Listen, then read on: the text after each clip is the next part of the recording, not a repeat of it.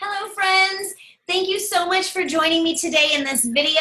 I am going to record my process and workflow so that you can have more predictable access to your memories.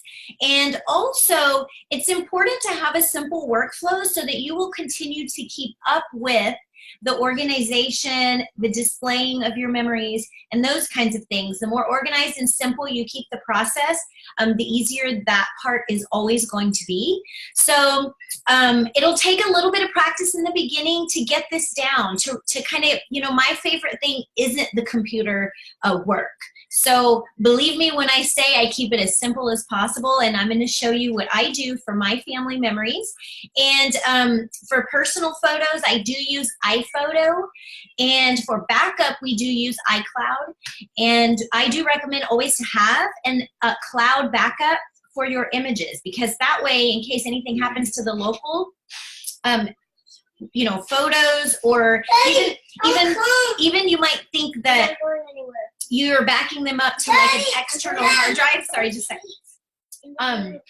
You want to back them up to an external hard drive as well, other than your computer. That way, in case your computer crashes, you still have access to another local set. You could do that. We've really gone with now just backing up to the cloud.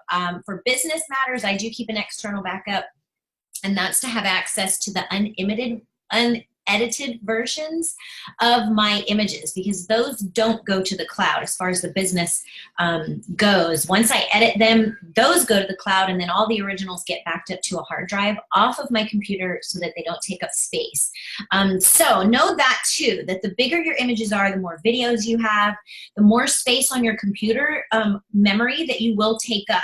So you might need that external drive the more you get into this journey and the more photos that you're taking, because it fills up quickly, believe me.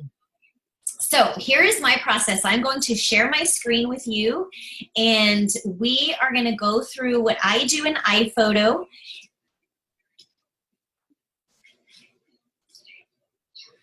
Okay, so I just go down here to my iPhoto, and I already have my card reader plugged into my computer. And I have it set up to where as soon as I open iPhoto, it automatically reads the images that are connected to the computer, ready to import. So see over here on the left where it says devices. So my device automatically pops up. I do believe you set that in settings. It might just be automatic. Actually, I think iPhoto is so intuitive that literally when you open it up, it knows that card reader's plugged in and it sees those new images. Technology is so advanced, guys. It's on our side.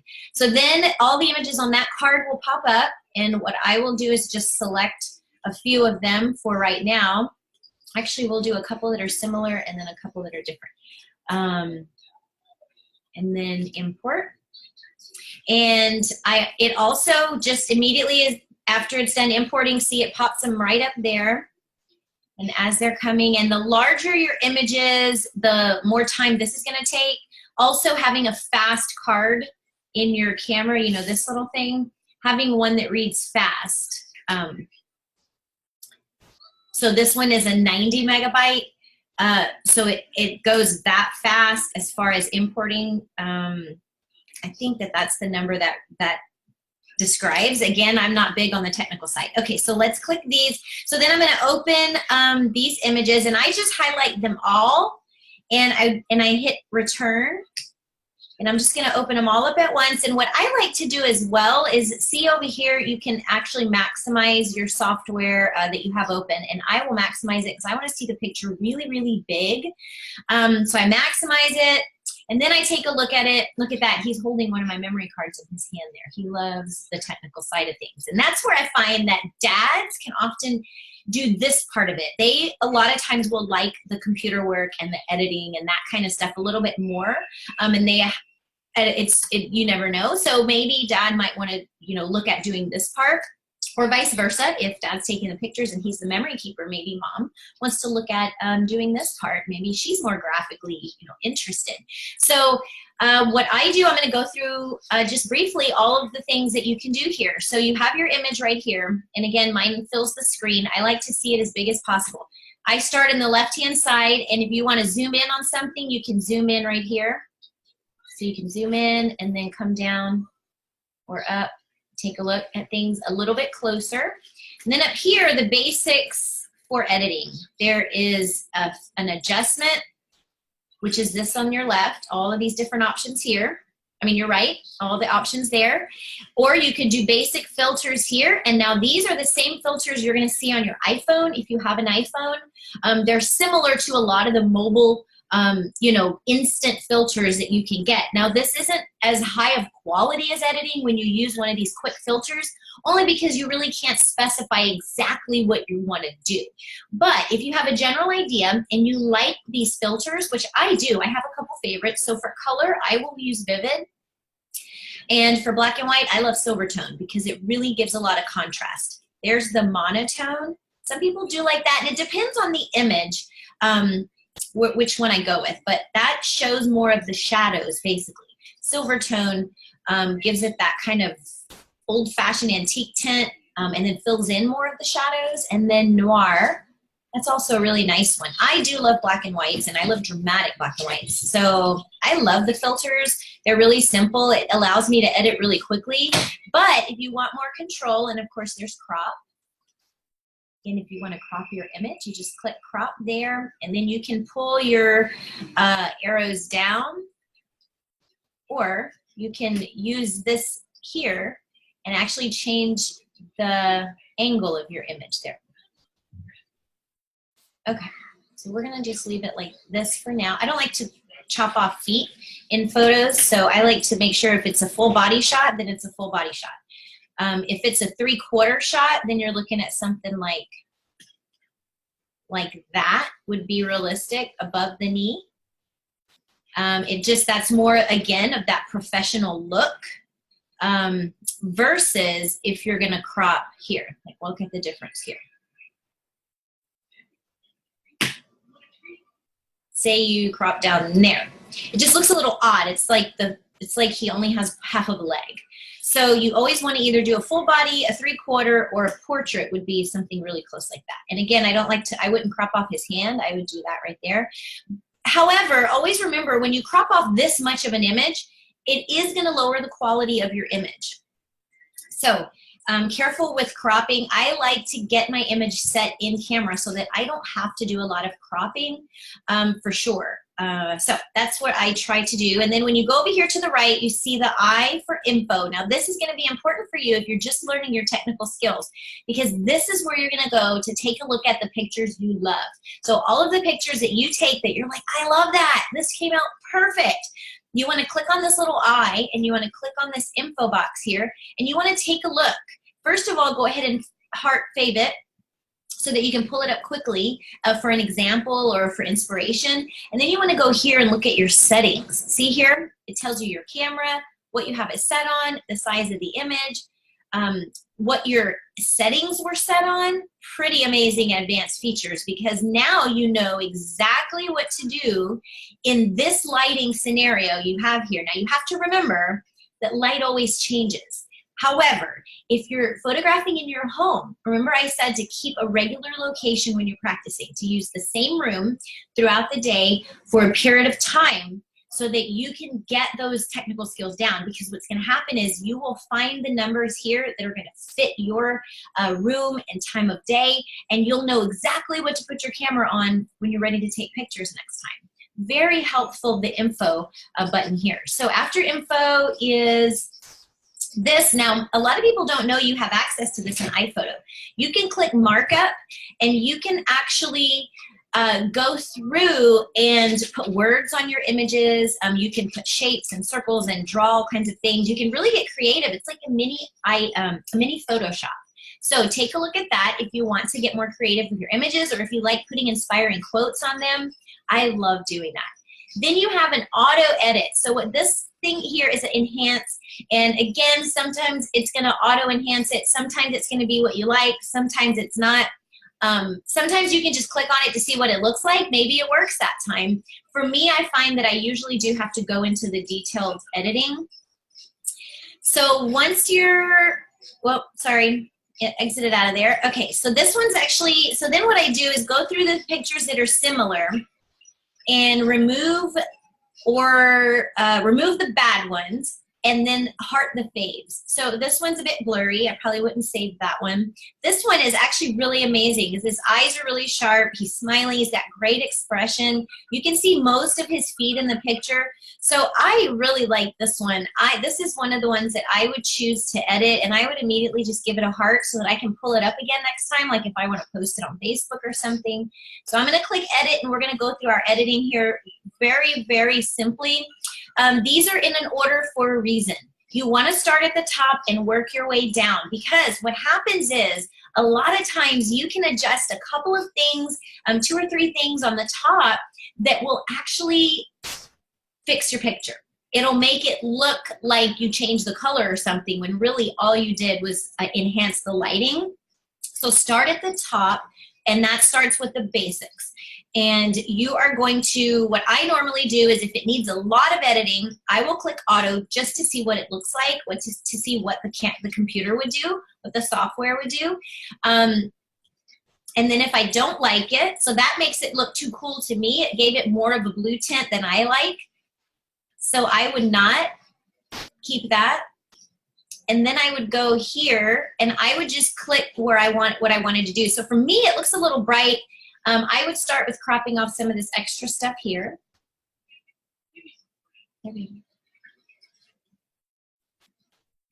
All that is distracting on the edge. I would crop all that off. Again, I don't plan to print this picture at all, probably. If I did, it wouldn't be very big. So I'm okay with doing a little in-computer cropping. Again, it will reduce the quality of your image. So then you're gonna go here, and I think I'm gonna add a little, I'm gonna make it a little darker. See there where I can add a little bit more shadow. I like that. I think it was too bright. And then for the color, again, I'll try auto and see what that looks like. Hey, I like that. It brightened up his t-shirt, brightened up the jean color. It gave him a little olive skin tone, so I'll leave that. If you wanna change it to black and white, there's your black and white settings. Here's your retouch settings, and again, here's an brush where you can actually click here, and you are gonna grab over the spots where you want to remove. Let's look at his legs here. So you're gonna click here, and you're just gonna drag it. And as you drag it, what it does is it tries to balance out the skin tones with the area around it. So sometimes this works. What you can do is lower the size and enlarge it. So depending on what area, how big the area you want to work with. We're working here on his legs. So I notice the smaller you go, then you can kind of just click around an area versus using a really big one and trying to get it all at once. See, you just do a little bit of clicking around there. And see how that balanced out his leg. Can't see that bruise anymore. Oh, here's some owies. And you know, I don't edit it all out either. I mean, that's the thing is I like capturing real life. I like seeing that my kids were playing around and they got bruised up and fell. Like that's part of telling our story, right? Not making it perfect. So I would leave that part there. I probably would have just left the bruises as well, but I just wanted to show you how to use this little editing tool because a lot of times you will have images where there's something on their face that's distracting that you do want to learn to use these tools to be able to perfect your images as you know, as most appealing as they can be. Especially if you're going to be printing them big or making canvases out of them, using them for your Christmas cards, that kind of thing. Yeah, you know, put a little extra work into those. Absolutely. So then after we retouch, then we're going to go down here to red eye. So what red eye is what happens is if you use the flash that's on top of your camera, that can cause red eye. It's usually an issue with the flash. So again, I don't have that issue very much because I don't use the flash. But if you do, there you just click on that and you're gonna actually put it in the eye and it'll correct it pretty well. from what I'm reading on the reviews. And then white balance. So what this is if you look at this image, it has a little bit of a bluish, we call it a cooler tint, more blues, more greens than reds and oranges. So what I would do is, see how here it says warmth to the left. So I'm going to add more warmth here. Yeah. Oh, whoa. Sorry, did I go the wrong way? Honestly, I have an edit in here. Okay, here we go. So we're gonna go to the right to add more warmth. There we go. That's a little too much. Yeah, that's a little too much. Okay, yeah, there we go. See, I do like a little bit more of a warmer tone to my images. It just looks, I don't know, a little bit more classic, kind of, not classic, antique looking. Okay, so I like that right there. These are more advanced editing down here. Levels, curves, definition, select the color. All that is more advanced, and I'm going to make another video on those because you do, you will want to work on these skills up here and these edits first before you really start getting into editing these. And honestly, you know, the goal is to get it right in camera. That way you're not having to spend a lot of time on the computer. It really, you want to be making memories, right? Not editing photos. So the awesome thing here is at the end, if you totally don't like what you did, you can reset your adjustments here all the way back to the beginning. So that's pretty cool. Another thing that I do use on a regular basis down here is the vignette. And I like to do that because it'll help your eye. It helps, if you know, it helps bring the subject to focus, right? So let's play around here and I can show you an example. If you pull these sliders to the right, it's going to make it darker. And then we'll move that one a little bit more. It made his hair a little too dark there for me. Okay, there we go. So I like to keep it looking natural. I don't want to see, you know, a black circle. So that's where the softness is right here. If it wasn't as soft, I'll show you, you'll be able to see, you would see more of the actual circle.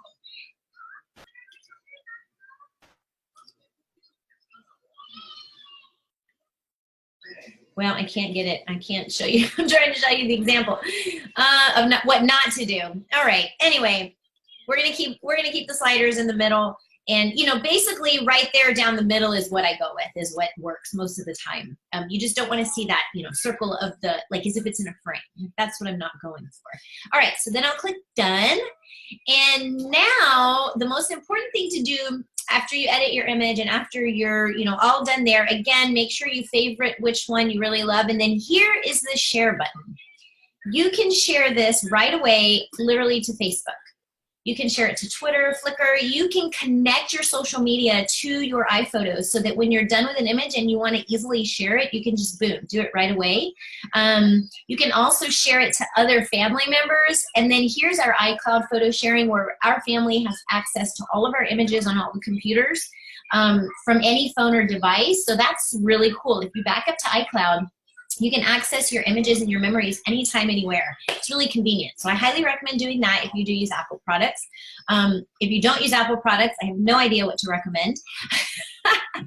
But there are a lot out there. You want to use some cloud of you know, some form of cloud storage where your images are safe and your memories are safe. Because I have had families call me that either their house burned down or they had a flood and they lost everything and they needed more copies of their images because they didn't have them backed up. So I highly recommend to have everything backed up to the cloud. And that is, let me think. Let me take a look at my notes and make sure. All right. All right, so that is basically it for today.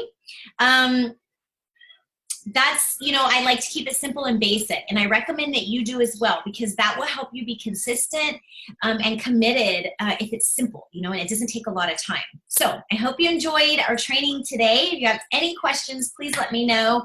This is day 6 of the Do-It-Yourself Belly Baby Photography Virtual Workshop. I taught this workshop years ago to moms and parents in person, and I wanted to bring it to the virtual world now, because we're in that day and age. It's time. It's time to come to Facebook with us and share with the world. So thank you so much for joining. Tomorrow is the big event. I will be releasing my ebook that is it's actually the ebook that goes with this virtual training. So if you haven't seen the previous videos, please go through days 1 through 5. And tomorrow we will be back. And tomorrow I will be announcing the ebook and telling a little bit more about that and how to get your copy. And then we will also be going into facts on if you're ready to take your creativity to the next level and create a career out of it. Because if it is your passion, and if you get lost in those times when you're photographing and when you're capturing these memories, then chances are it's a heart calling. So when that happens, there will be times where you will put more time and energy into learning, more time and energy into creating what it is you want to do with your craft and your art. So start thinking about that. I'm going to answer some of the most popular questions tomorrow about going into business. What are the first things do I need to do?